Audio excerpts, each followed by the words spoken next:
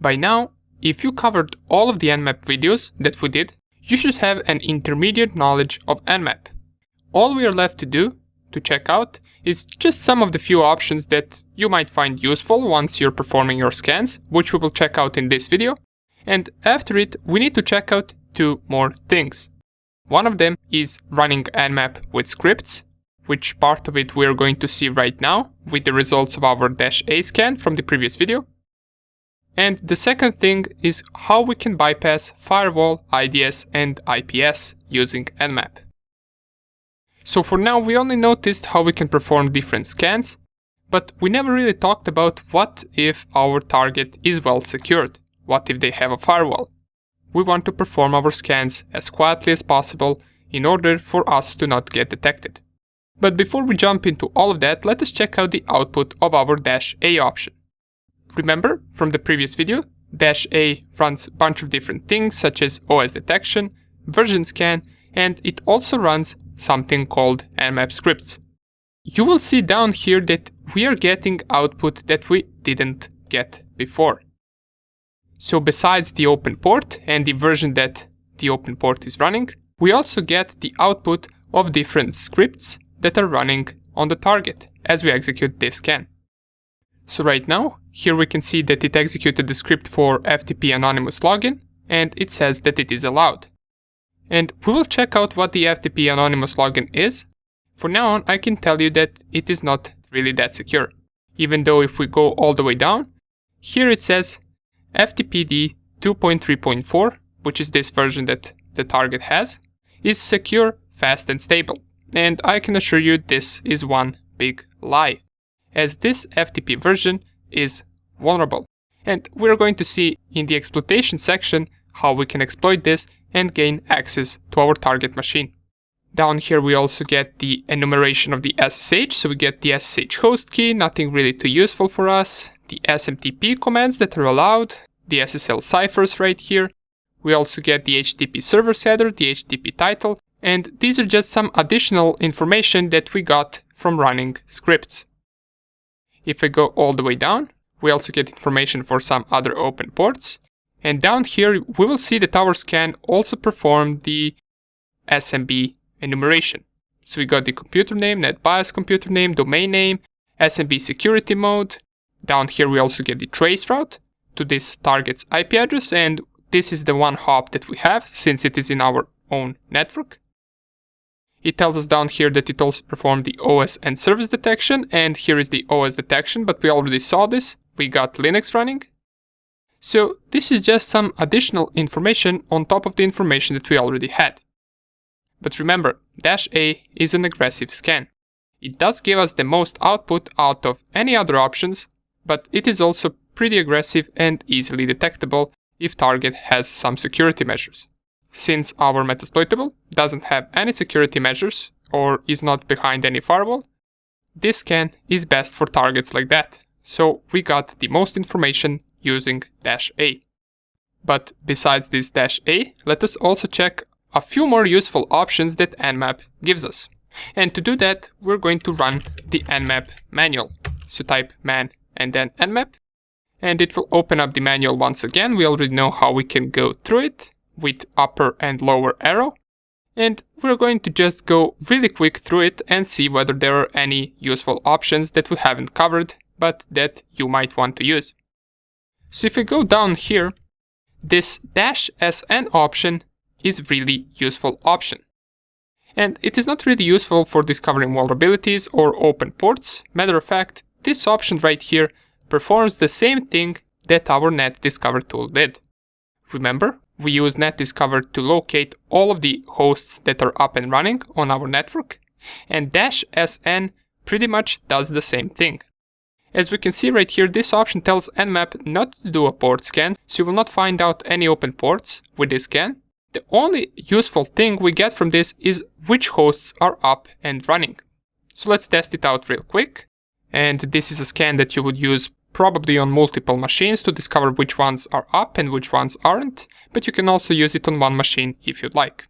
For this scan, I will use my home network, so -SN and then 192.168.1.1-255.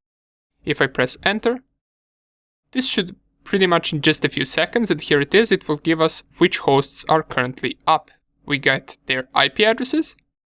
So 192.168.1.10, this is my laptop. We get the Metasploitable, we get Windows 10 probably, and we get my router. So instead of NetDiscover, you can use this to figure out which hosts are up. But for me personally, I like NetDiscover output a little bit better than this one. This right here looks a little bit messy. Okay, so the second thing that I want to show you is -P option. And this is an actual option that you will use a lot. So for this, we're going to scan our Metasploitable, so change the IP address to the Metasploitable IP address. And what -P option is simply you can specify what range of port you want to scan with Nmap. So remember, when we perform any other scan, it scans top 1000 ports. But what if we, for example, only wanted to scan one port? For example, let's say we wanted to scan port 80 on the Metasploitable. Can we do that? Well, if you specify -P and then 80, and then the IP address, here it will tell us port 80 open and service that it is running. So we can scan only one port if we want. This option is useful if you're only attacking one port and you don't want to bother really and let Nmap scan 1000 port when you only want to enumerate one single port. You can also do it on multiple ports, for example, port 80, port 22, port 100, and let's see what the output is. And here we can see port 80 and port 22 are open, while the port 100 is closed.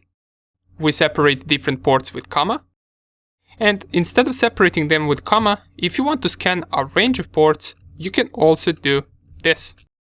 You can do port 1 to port 100. And here are the results. Not shown, 94 closed ports, and we got 6 ports that are open in first 100 ports. And remember when I told you that there are over 65,000 ports? Well, this is the option that we can use in order to scan all 65,000. If I type the same command, just I scan from 1 to 65,535 and press enter, this scan will take longer than any previous scan that we did, since it is scanning 65,000 ports. Here we can see the output, it finished in 7.74 seconds, and here are all the open ports that it managed to discover. Here are some of the ports that we never really discovered with previous scans that we did in last few videos. So this is really useful. If we used regular scans and we only scanned first 1000 ports, we would never really know that these ports are also open. Now, on the contrary, instead of scanning 1000 ports or 65,000 ports, we can use a cool option, which is -F, and it is capital F. And what this option does is, instead of scanning 1000 ports, it scans first 100 ports. So in case you want to perform a quicker scan, and you also want to scan top 100 used ports, you would use the -F option. If I press enter, you can see it finished in less than 1 second, and it scanned top 100 ports. Now this doesn't mean that it scanned port from 1 to 100, this simply means it scanned first 100 ports that are usually most used. So we got 21, 22, 25, 53, and a bunch of others as well. But whenever you really want to find out everything you can about the target, this scan will be more useful. The one where we scan 65,000 ports, since you can see there are a lot more ports that are open than with this scan. Okay, cool. Let me show you one more option before we proceed to the next video. And that option is how to output an Nmap scan. So there are a few ways that we can do that. If I run Nmap and then we use the SceneScan, which we covered, and let's say we scan the Metasploitable, there are 2 ways that we can do this.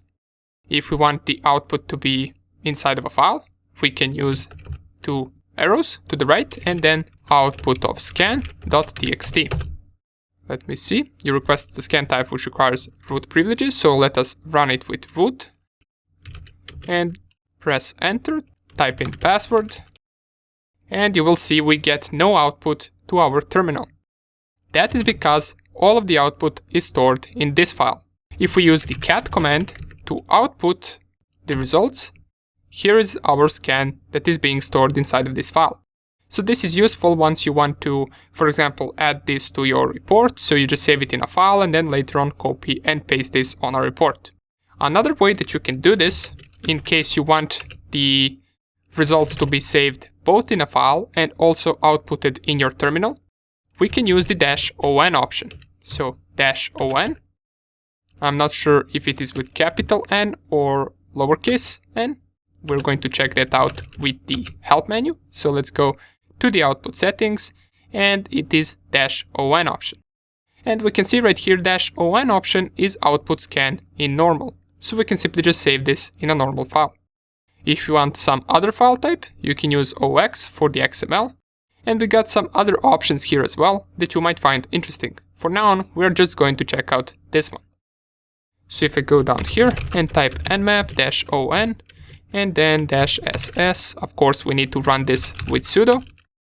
And we specify 192.168.1.5.